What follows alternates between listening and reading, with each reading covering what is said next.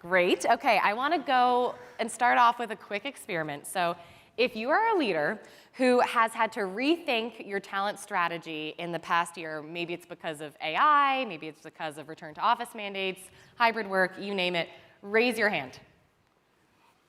All right, we got almost everyone, and that's what I was expecting, so good. So let's start off there. Anne and Alejandro, I want to know, what is the most unconventional thing you have done to attract or keep talent in the past year that has actually worked? And Alejandro, let's start with you. Wow. I think for us, we have truly transformed the office experience for our employees. And just to give you a little bit of context, I don't want to get just some background on who we are. Bank of New York is the oldest bank in the United States of America. It was founded by Alexander Hamilton 241 years ago. Rich history, great legacy, but with that comes a lot of baggage, a lot of clutter. People are stuck in their own ways. So you talk about being, innovative in the way we attract people to the office. We started with things such as modernizing the workspace. I mean, the office space used to be, for many of the previous leaders, the place where you saved the most. You didn't invest anything. So now we're creating world-class experiences for our employees and clients alike. We're bringing amenities to our facilities, fitness centers, free, you'd be surprised, in our headquarters, free Starbucks. It's probably the best money we spend. Free Starbucks? Free Starbucks. Okay. And I'm telling taking you, notes. I'll give you a tidbit, during the volatility earlier in the year with tariffs, et cetera, we had to go back and revisit our budget, and the one thing we didn't talk about was Starbucks. We talked about consulting, we talked about many different things, but we didn't touch Starbucks because it's a place where people come, people are proud of, they talk, they convene. So things like that, those amenities, that experience, really providing unreasonable hospitality to our employees is what we're really focused on. Okay, I like the free coffee. Anne, let's go with you. For us, we're a little bit smaller. We're a little under 2,000 employees, a global tech company. And I would say a couple of things that we've always done is our founders have always thought about culture, building culture the same way you build product, which is an iterative process. You think about who are your customers. In this case, it's your employees. What experience do you want to provide for them? How do you want to measure that success? And then how do programs and policies reinforce that? But then most importantly, it's to get their feedback, right? Is it working? Is it not working? And then adjust. And so for us, over this past year or more, the biggest transformation is AI, both affecting the software industry, but affecting our employee experience, what's expected of employees. And to make that transformation less, as smooth and thoughtful and intentional as possible, over the last year, what we've actually done is just focus everybody on our customers. And so we declared this year the year of the customer. That was the theme for kickoff. Everything that we're doing brings all of the change back to how is it impacting our customer experience, how are we delivering value for them, and not just customer-facing teams. Because that can be really easy of it's just the go-to-market teams, it's just the teams that are providing support, but we really activated our whole employee base to get much closer to customers, build those relationships, build empathy, and I think that's helped people focus on the North Star and then be able to know that they're part of that change. Right, having a purpose. Yes, yeah, exactly. That makes sense. And I want to come back to AI in a bit, but Alejandro mentioned the office and our dinner table. I had the pleasure of sitting across from Alejandro and all of my amazing dinner table mates out there. Thank you for teeing up this conversation so perfectly. We had a big return to office debate last night at our table. And I think, I want to start there. How many of you in the audience have changed your return to office policy more than once in the past 18 months? Okay, about half. Can each of you walk me through how your companies think about return to office? Are you 5 days a week? Are you hybrid? And what has informed your decision to do this? Alejandro? Sure. So when we came back with a hybrid model, 3 days in the office. And to be candid, what we started doing was just collecting data. A lot of what we do, half of our population, we have 51,000 employees, about 21,000 are just in operations, performing processes, manual processes. We execute 500,000 manual processes per day in BNY. So what we started doing was measuring productivity. whether you're at home or you're in the office. We started also cataloging errors. Where are those errors occurring? What are the team members associated with that? Are they at home? Are they together? Are they sitting in the office? And by collecting that data, we started really understanding that productivity was actually decreasing with everybody at home. We also adopted an agile methodology at the firm beyond engineering. So now we're working on 2-week sprints with product, engineering, operations, sales, customer service. So when you're working on 2-week sprints, you're making decisions on the spot. You're delegating, you're empowering your employees and leaders to make decisions. But to do that, you have to be together.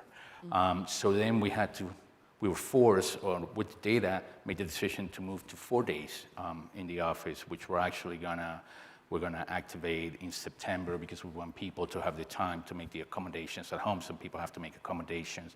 But we believe that 4 days is, for now, we think is plenty. I think providing flexibility to our employees, that 1 day to either come to the office or work from anywhere, is important. We also are stressing flexibility. Being in the office, just being on Zoom or Teams or in an office is not really the value we want to get. We want people to work together, to collaborate, to socialize.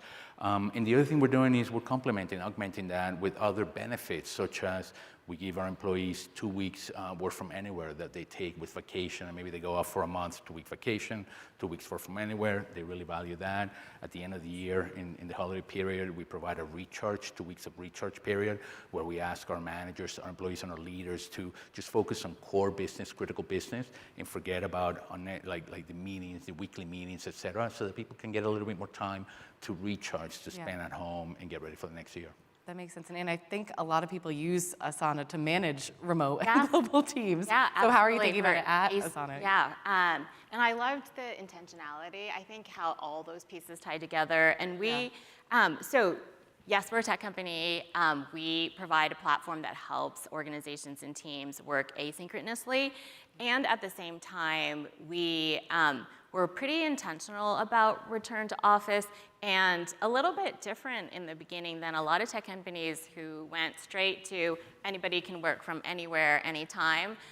Part of it is we're a very data and research-driven company, so a lot of the studies continue to show that in person, especially given our demographic of, we have early career engineers, early career sales folks, that in-person collaboration is the best way for people to learn and build cross-functional relationships. So we are what we call office-centric hybrid. So for all employees in offices globally, it's Monday, Tuesday, Thursday. And we picked the days because we didn't want what Alejandro had said, a lot of companies that are like, okay, we're hybrid, but you pick the days, or different teams pick different days. Then you're sitting in a conference room on Zoom the whole time. Exactly. And we've always had no meeting Wednesdays, so that was a really logical day to keep flexible. And then Fridays, we sort of leave up to the teams. So we really find that the energy in the office on Monday, Tuesday, Thursday is high, it's intentional, people are building those cross-functional relationships. Now, I want to come to the audience for a question in just a second. But first, I want to talk about well-being and culture. And I was just at our Workplace Innovation Summit a few weeks ago talking with a bunch of Gen Z employees who say that obviously culture and well-being is top of mind in addition to pay. But I'm wondering, should well-being and culture be a KPI for COOs? And if so, how can you actually measure that?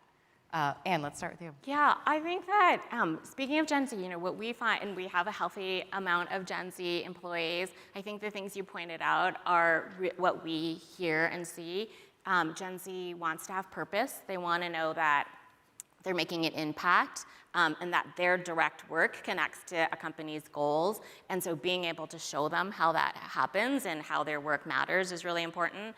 I think they do want to form connection and community. So whether that is employee resource groups, whether that's just feeling that their colleagues are part of, not just their work community, but their broader community. I think we see that a lot in our employee base.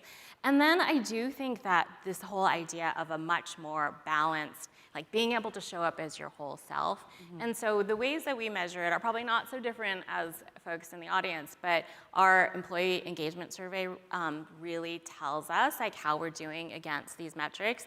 And one of the most important things we measure is employees feeling like they know directly how the work that they do on a day-to-day, week-to-week basis connects to the company's goals and objectives. And we obviously do that in our own platform, but I think that being able to make sure that when they show up on a day-to-day basis, their work matters. So I think that's one of the major things that we invest in. Excellent. Alejandro, do you have a Yeah, well-being no, KPI? I think, look, it's super important, right? When we think about our strategic pillars, we have 3 strategic pillars that we live by at BNY for the last 3 years. First, be more for our clients. Second, run our company better. And third, and most important, is power our culture. So the way, as I said before, we design our spaces, we're basically redesigning and remodeling or updating every single office that we're planning to stay on, and it's basically with the employee and the client in mind. So whether it is like in our headquarters where we're going to build a fitness center, before we did that, actually, we seek employee input. We wanted to know from our employees, what do you want? We have a basement that we're going to basically utilize. Do you want a childcare? Do you want a restaurant? Do you want a playroom? Do you want a fitness center? And overwhelmingly, employees said, we want a fitness center, so now they feel heard. So that was important for us. When we have purpose in everything we build with the employee input in mind, but we'll do things, for example, which are important. We have a large presence in Lake Mary, Florida, that's north of Orlando, prone for storms, hurricanes, etc. So almost every year now we're getting hit. Last year we got hit. Our main goal at the leadership level was to have the building ready to be open. And everybody thought, oh, you want to make sure everybody can get back to work. I'm like, no. What we want is the building to serve a shelter for those who are going to need power, food, and just some accommodation. Because I've been victim of being in a storm and you want to charge your phone. Where do you go? So our intent did with employees our use employee. it during then? Oh, absolutely. Sheltering? Employees and clients alike. Wow. So our goal was not, we had already transferred the work as part of it. We have activated our business continuity plan, but I wanted that building to be ready to provide shelter, and we made sure our employees knew about it. That was super important for us. Interesting. All right, any questions from the audience? Yes, right here in the front. And we have a microphone runner coming over to you right now, Ganesh, but can you introduce yourself as well, please? I was wondering on the return to office, 2 aspects. One is majority of senior leaders are office natives. We grew up in the office. Second is, do you see any patterns in the generational side of preference of working from home and working from office, and gender side of working from home, from office, and geo side, because different geos carry different cultures. Yeah. So any thoughts on that? Great question. Those are great questions. I'm happy to dive in on what we're seeing. What we've really emphasized is, even though we are office-centric and we want people to be in Monday, Tuesday, Thursday, we also want to treat our employees like the adults that they are. And so from a flexibility standpoint, we do find that people really value having that flexibility of managing their schedules, especially people that are caring for young children or for their parents. And that's maybe where we see some of the generational differences, is really more what's going on in their life outside of work, and are we accommodating and supporting that. It's interesting for us geographically, we actually see that some of our smaller offices, people are in not just 3 days a week, but 5 days a week or 4 or 5 days a week, because they all sit on the same floor. Like, the energy is much more like a startup. And so thinking about how we foster that in our larger locations. But we also see that in Europe, actually, more of our employees sort of prefer to go in and have the office experience and work in the office, and then keep home a little bit separate. But it's a little bit different by location, but our consistency is, hey, we want everybody in Monday, Tuesday, Thursday. Those are our in-person collaboration days.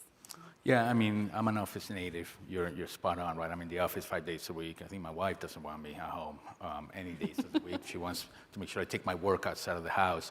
But look, the reality is this year we're hiring 1,500 analysts from campuses across the globe.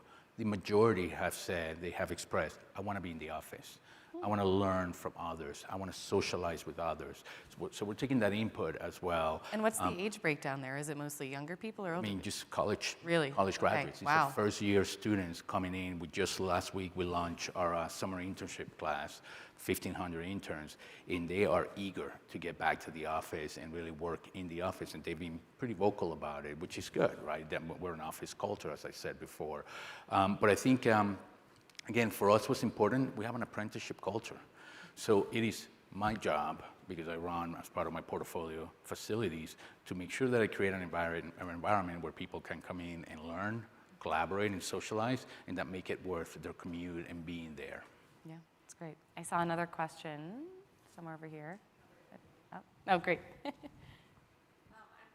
And we have from Mike right behind you. There you go. I'm just curious if you have different work schedules for different disciplines. So like your finance team versus your frontline team, do they have different schedules? And how have you been able to navigate that both from a legal and sort of just overall culture perspective? So we don't. We have the same schedule across the firm. In fact, one of the things that we're moving away from in operations is we had overnight shifts in India in particular, supporting the US. I'm not a big fan of that because if you're working in the night shift, you're not really looking for a career. We're not giving people a career. So we're moving those roles to time zones that are just consistent with their day work. And I'm a big believer that, again, we have locations across the globe so we can better support all our global clients with follow the sun model, but during the day hours, and it's the same for everybody. Yeah, and we don't have different schedules either. And one thing specifically about picking the same days for all teams to come in and having consistent schedules is actually the research that we did, not only for ourselves, but for our customers, really shows that the remote work breaks down cross-functional teamwork in particular. So nuclear teams may feel very connected because those are the people they're building relationships with, whether on Zoom or in the meetings, and they spend all their time. It's really the cross-functional connections that start to break down. And so having that consistency so people across functions, whether that's sales and marketing or marketing and product and engineering or G&A and the customer-facing teams are there working together, we found is really critical, not only for engagement, but really for productivity and delivering results. Yeah. All right. Thank you for the great questions and for proving my thesis that I think we could talk about return to office yeah. all day, every Sure. day. Yeah. Which is good to know. But I want to end, and Alejandro, on just a quick one about AI, which you mentioned earlier. And so in 45 seconds or less, what is the top thing you're using AI to do in kind of your COO or HR function? And let's start with you. Oh, we're using it across all workflows, across Asana. And it really is, right now, what AI is really good at is replacing tasks, not complete jobs. And so what we're systematically doing across every function is what are the tasks that AI can do so that people can spend their time more efficiently doing things that only people can do. So that's one of the big, company-wide initiatives. And then transforming sort of every role and the entire employee experience from hiring through performance management to rewards and recognitions to be AI first and forward. Alejandro, any unique things you're doing? Yeah, we have developed our own agentic platform, and we've moved beyond pattern recognition and anomaly detection to autonomous processes in operations, but beyond operations. So for us, the key thing has been to democratize the access to our agentic platform so every employee in the firm has access to it, and then provide the resources, decentralize the learning so people can learn at their own speed with their own cases, not theory, but their own use cases that they want to try to automate and simplify with AI. Excellent. Well, thank you two so much for your insights. I appreciate it. Thank you.